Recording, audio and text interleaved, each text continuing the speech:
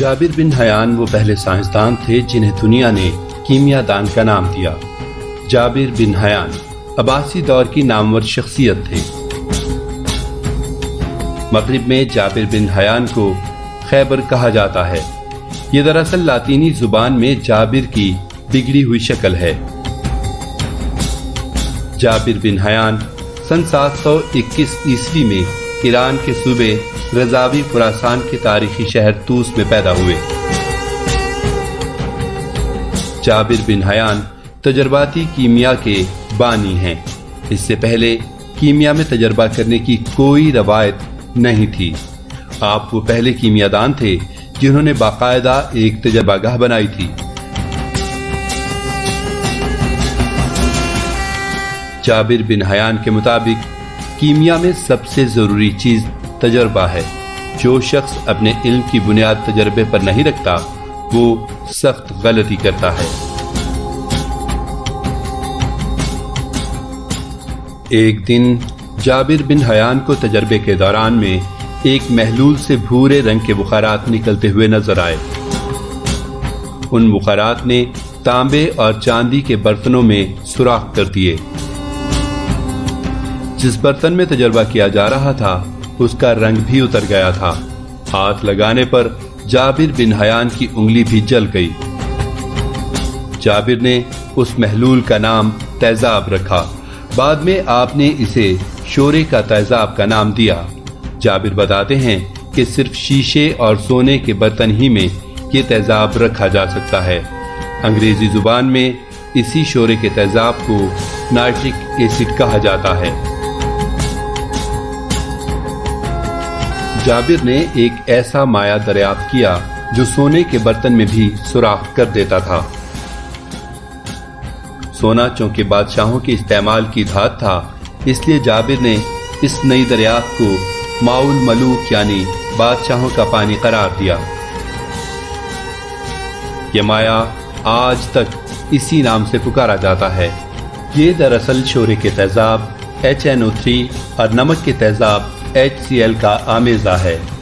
اس کا جدید نام ایکواریگیا ہے جس کا مطلب بادشاہوں کا پانی ہے۔ جابر بن حیان نے ہی سب سے پہلے چمڑا رنگنے، خضاب تیار کرنے، لوہے کو وارنش کرنے، دھاتوں کو صاف کرنے، موم جامہ بنانے، لوہے کو زنگ لگنے سے بچانے اور فولاد بنانے کے طریقے بتائے۔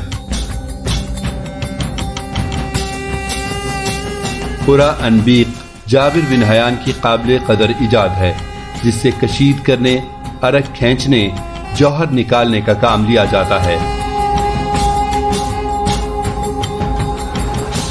جابر بن حیان کا تیار کردہ شورے کا تیزاب آج دنیا بھر کی تقریباً ہر فیکٹری میں استعمال ہو رہا ہے۔ اس کے بغیر کوئی کیمیکل فیکٹری کام نہیں کر سکتی۔ اس طریقے کے ذریعے سے آپ نے citric acid, tartaric acid, hydrochloric acid جیسے تیزاب بھی تیار کیے جو فصلوں کی بہتری، میزائل ٹیکنالوجی، لوہے سے سٹیل بنانے اور کھادوں کی تیاری میں استعمال کیے جاتے ہیں۔ اس سے آپ اندازہ کر سکتے ہیں کہ آنے والی نسلوں پر جابر بن حیان کا کتنا احسان ہے۔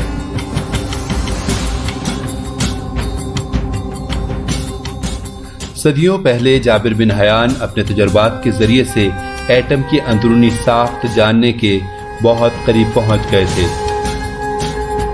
آپ نے یہ راز پا لیا تھا کہ تمام دھاتیں ایک ہی چیز سے بنی ہوئی ہیں۔ تمام دھاتوں میں بنیادی فرق صرف توازن کا ہوتا ہے۔ اگر اسے تبدیل کر دیا جائے تو ایک دھات کو دوسری دھات میں تبدیل کیا جا سکتا ہے۔ آج طاقتور خوربینوں کی مدد سے انسان جان چکا ہے کہ تمام دھاتیں ایٹموں سے بنی ہیں اور ان میں صرف ذرات یعنی الیکٹران، پروٹون اور نیوٹران کی ترتیب اور تعداد کا فرق ہوتا ہے۔ جدید سائنس کو ایٹم کی اس بنیادی ساخت کا علم 18ویں اور 19ویں صدی میں ہوا، جبکہ جابر بن حیان نے آج سے 1200 سال پہلے اپنے تجربات سے اس بات کا اندازہ لگا لیا تھا۔ صدیوں تک حکمرانی کرنے والے سائنسدان جابر بن حیان کی وفات کے 900 سال بعد تک آپ کے برابر کا کوئی کیمیا دان پیدا نہ ہو سکا۔ आप ही کی کتابیں دنیا بھر میں پڑھی اور پڑھائی جاتی ہیں. آپ کا لکھا ہوا حرف آخر سمجھا جاتا تھا. صدیوں بعد جب مسلمانوں نے علم اور تحقیق کا کام چھوڑ دیا تو ذلت اور پسماندگی کا شکار ہو گئے. سائنس پر ان کی حکومت ختم ہو گئی. ان کے مقابلے میں مغرب کے لوگ سائنس میں بہت آگے نکل گئے. اگر مسلمان آج بھی علم و تحقیق کو اپنا اوڑھنا بچھونا بنا لیں تو وہ پستی سے نکل کر ایک دفعہ پھر دنیا کے حکمران بن سکتے ہیں.